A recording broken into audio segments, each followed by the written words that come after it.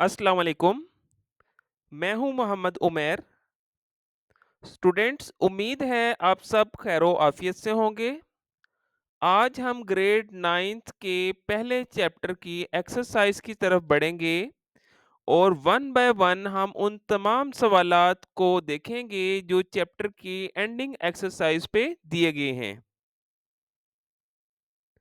तो चलिए शुरू करते हैं। प्यारे बच्चों, आज हम देखेंगे कि इस एक्सरसाइज में कौन से ऐसे सवालात हैं जिनका आने का ज़्यादातर चांसेस मौजूद हैं। वो तमाम अहम सवालात और उन सवालात के जवाबात आपने कैसे देने हैं आज के इस वीडियो लेक्चर में हम सीखेंगे। टॉपिक का बाकायदा आगाज़ करने से पहले बताता चलूँ कि आज के इस लेक्चर में हम पहले 7 सवालात को ही डिस्कस करेंगे और वन बाय वन उनको हल करेंगे। पहला सवाल क्वेश्चन 1.2 हमारे पास है। What is the difference between base quantities and derive quantities? Give example in each case. प्यारे बच्चों, जैसा कि आपने लेक्चर्स में पढ़ा है बेस क्वांटिटीज के बारे में, तो मैं दोबारा बताता चलूं। Base quantities are the quantities on the basis of which other quantities are expressed। ऐसी फिजिकल मिकदारें जिसकी मदद से हम दूसरी क्वांटिटीज को एक्सप्रेस करते हैं, बयान करते हैं, उनको बेस क्वांटिटीज कहा जाता है। सादा लफ्जों में इनको हम बुनियादी मिकदारें भी कहते हैं।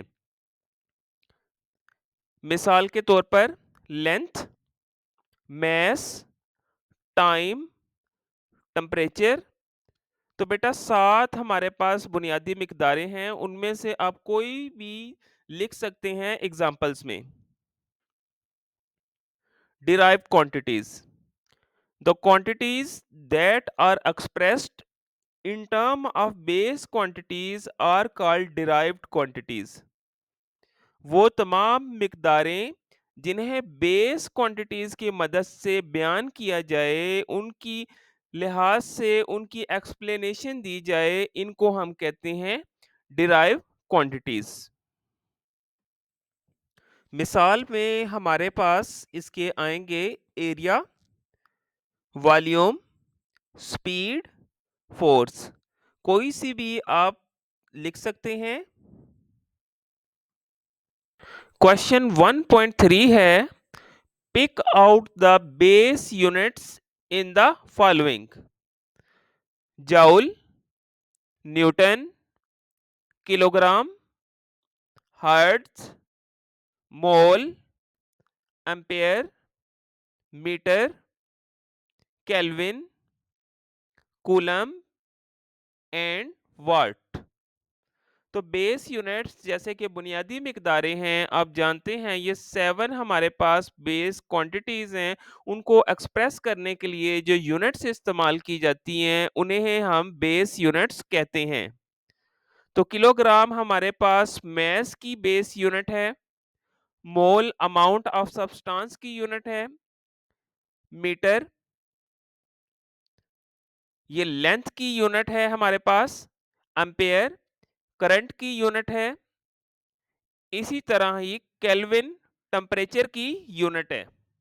तो ये आपने अच्छे तरीके से ज़हन-नशीन रखनी है ये चीज़ें कि बेस क्वांटिटीज़ को एक्सप्रेस करने के लिए, बयान करने के लिए जो यूनिट्स इस्तेमाल होती हैं, उन्हीं को हम बेस यूनिट्स कहते हैं। नेक्स्ट हम क्वेश्चन 1.4 की तरफ बढ़ेंगे। Find the base quantities involved in one of the following derived quantities. A में है स्पीड, बी पर है volume, C force, D work. तो सबसे पहले हम ऑप्शन ए को देखते हैं। स्पीड जो कि डिस्टेंस और टाइम के बराबर है। तो इसमें जो बेस क्वांटिटीज इन्वॉल्व हैं, तो डिस्टेंस को जाहिर है मीटर में, लेंथ में मेजर किया जाता है। तो ये दो बेस क्वांटिटीज इसमें इन्वॉल्व होंगी, लेंथ और टाइम। वॉल्यूम जिसका फार्मूला है लेंथ मल्टीप्लाई लेंथ, तो इसमें हमारे पास एक बेस यूनिट इन्वॉल्व है जो कि है लेंथ। नंबर 3 पर आ रहा है हमारे पास फोर्स। फोर्स जैसा कि आपको मालूम है एम ए के बराबर है, जिसको फर्दर मजीद हम सिंपली फॉर्म में लाएं तो एम एक्सेलरेशन जो है change in velocity with respect to time वी आर टी के इक्वल होगी। वेलोसिटी को मजीद सिंप्लीफाई करें तो एम 1 RT, वेलोसिटी की जगह हम मल्टीप्लाई करेंगे डिस्टेंस और टाइम से, तो यहाँ इस केस में हमारे पास लेंथ, मैस और टाइम तीन जो हैं हमारे पास यहाँ क्वांटिटीज मौजूद हैं जिन्हें हम बेस क्वांटिटीज कहेंगे। नंबर 4 पे आ रहा है वर्क। वर्क जैसा कि फार्मूले से जाहिर है फोर्स इनटू डिस्प्लेसमेंट के बराबर है एफ एस। फोर्स की हमने बेस क्वांटिटीज अभी स्टडी की हैं जो कि मैंने नीचे दोबारा मेंशन भी की हैं। एस डिस्टेंस को जाहिर करता है, डिस्टेंस हमेशा लेंथ में मेजर करते हैं, तो यहाँ भी हमारे पास same three base quantities involve होंगी, लेंथ, मैस और टाइम की। नेक्स्ट क्वेश्चन है हमारे पास क्वेश्चन 1.5। बहुत मज़े का सवाल है और बहुत आसान, बल्कि इस चैप्टर का सबसे आसान तरीन ये सवाल है, अक्सर एग्जाम में भी पूछा जाता है। Estimate your age in seconds. आपने अपनी उम्र को सेकंड्स के अंदर लिखना है।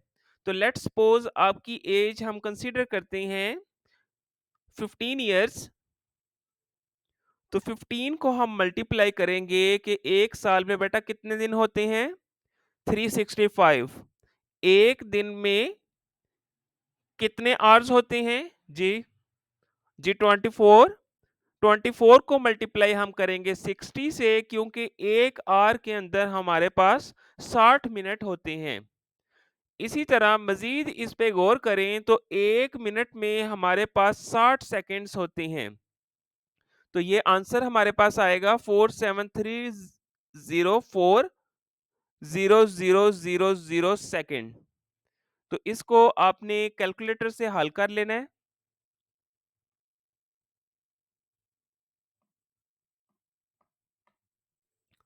क्वेश्चन 1.6 है। एग्जामिनेशन पॉइंट ऑफ व्यू से ये सवाल बहुत जो है ज़्यादा पूछा जाता है, बहुत बार ये पहले भी आ चुका है और अक्सर बोर्ड के इम्तहानात में ये सवाल पूछा जाता है, तो इसके ऊपर मार्क कर लें कि बहुत अहम सवाल है ये। What is the role of SI unit in the development of science and technology. Science और टेक्नोलॉजी की तरक्की में एसआई यूनिट्स का क्या किरदार है। तो याद रखिएगा एसआई यूनिट्स का बहुत अहम किरदार है साइंस की तरक्की में। It makes the trade easy. SI unit help in the field of scientific research and technology. इसने साइंटिफिक रिसर्च और टेक्नोलॉजी के शोबे में हमारा बहुत ज़्यादा काम आसान कर दिया, क्योंकि जब एक सिस्टम ऑफ यूनिट्स यूज़ हुए तो साइंटिफिक रिसर्च करने वाले लोगों को काम करने में बहुत ज़्यादा आसानी हुई और ताजर बिरादरी को अक्रॉस द वर्ल्ड अपनी तिजारत को एक्सपेंड करने में बहुत ज़्यादा आसानी हुई। नेक्स्ट है 1.7।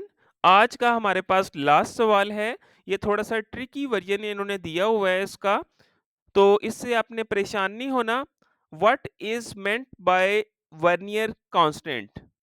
तो इसको देख के आपने परेशान नहीं होना और अपने ज़हनों में बिठा लें, ज़हन नशीन कर लें कि लीस्ट काउंट को ही वर्नियर कांस्टेंट कहते हैं।